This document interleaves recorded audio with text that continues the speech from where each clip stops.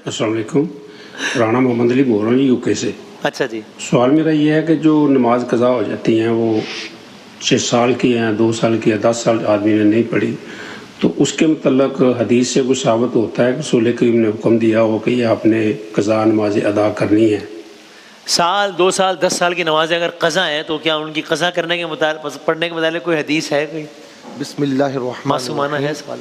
सल्लल्लाहु अलैहि वालिहि वसहबी वबारिक वसल्लम। हाँ बिल्कुल अहादीस करीमा से ही मुस्तफ़ाद है हाँ कि जो नमाज इस तरह छोड़ दे या छूट गई, लेकिन जानबूझकर छोड़ेगा तो गुनहगार भी होगा, तौबा भी करनी होगी और क़ज़ा भी करनी होगी।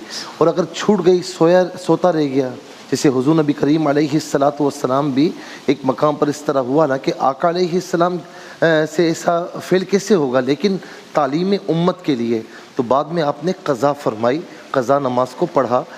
अहादीस करीमा एक नहीं कई अहादीस से ये मुस्तफ़ाद है। अब चाहे वो साल की हो, 2 साल की हो, अल्लाह ना करे 10 साल की जी।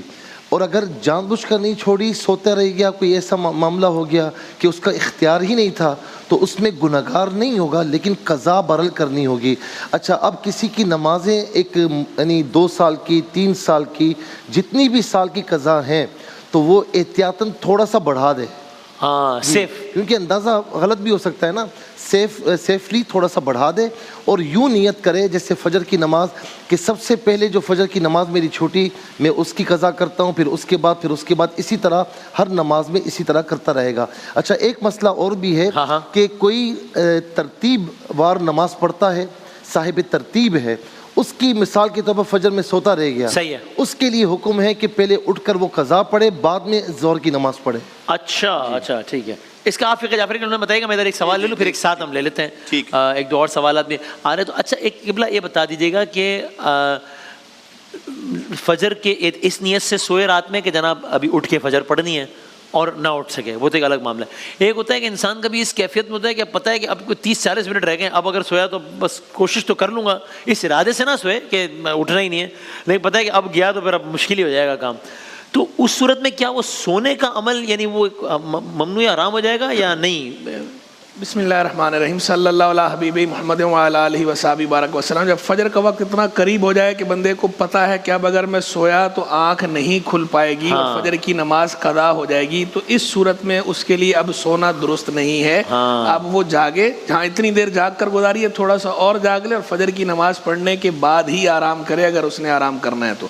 हाँ, अगर कोई पहले ही सोया था, सोया नहीं, रात को ही सोया और किसी वजह से उसकी आँख नहीं खुल पाई, तो चूंकि इसमें उसकी इंटेंशन को दखल नहीं है, तो इस सूरत में वो गुनाहगार नहीं होगा। जबकि ऐसी आदत ना बना ले, पता चले कि रोज़ ही सो रहा है और सुबह रोज़ ही कहे कि जनाब आँख नहीं खुल रही, आदत ना बनाए। वैसे कभी ऐसा हो गया नमाज पढ़ता है, वो टाइम पर पढ़ता है, कभी ऐसा हो गया इनकेस तबीयत सही नहीं है या किसी और वजह से आँख नहीं खुल पाई, तो चूंकि अब उसकी इंटेंशन को दखल नहीं था, कसदन उसने ऐसा नहीं किया, लिहाजा इस सूरत में गुनाहगार नहीं है।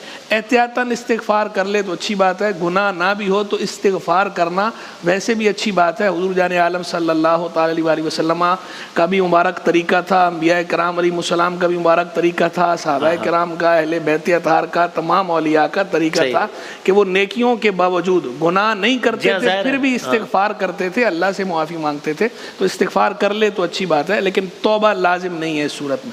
ये बयान किए गए मसाइल में किसी हवाले से राय मुख्तलिफ है फ़िक़्ह जाफ़री की? बिल्कुल इसी तरह से है, बस एक बात यह है कि बात तो मसला ऐसे ही, लेकिन बड़ी मासूमाना ख्वाहिश है कि वो 30 मिनट और जागे इसलिए कि वही शैतान जो पहले जगा रहा होता है वही शैतान अब सुला रहा होता है, तो वो इसलिए बड़ा मुश्किल काम है। शैतान यूटर्न ले लेता है इसमें जी। अब आपको कोई कुछ और खैर, हाँ जी बिस्मिल्लाह जी, आप जो ट्रोलिंग होगी तो नहीं मैं कुछ आप जी जी ठीक। तो क्योंकि मैं कहना चाह रहा हूँ कि हर यूटर्न लेने वाला शैतान नहीं होता, कभी इसके बगैर भी कोई शैतान हो सकता है, ठीक है। लेकिन कहने का मकसद है कि बड़ा मुश्किल है, तो इसको आदत ना बनाए। तो ये तो है इसी तरह से मसला। सिर्फ वो जो कज़ा नमाज है उसमें सिर्फ एक बात बिल्कुल इसी तरह से, सिर्फ एक बात है कि फ़िक़्ह जाफ़रिया में यूँ है कि अगर किसी को ये ना पता चल रहा हो कि मेरी 2 साल की कज़ा नमाज है, 3 साल की या 2.5 साल की, तो एक अंदाज़ा वो लगाए और जितना मिनिमम पे वो पहुँच जाए कि इतना तो है ही है, उतना काफी है, बढ़ा के पढ़ ले तो अच्छी बात है। वाजिब फकत उतना है। यहाँ रिकमेंडेड है कि बढ़ा, आप एग्जैजरेटेड मुबालगे वाला आइडिया लें। यहाँ ये कि मिनिमम पे इक्तिफा, इक्तिफा वाजिब पर जो है मिनिमम पे इक्तिफा है, बढ़ा दे तो अच्छी बात है, लेकिन वाजिब नहीं है। सही है।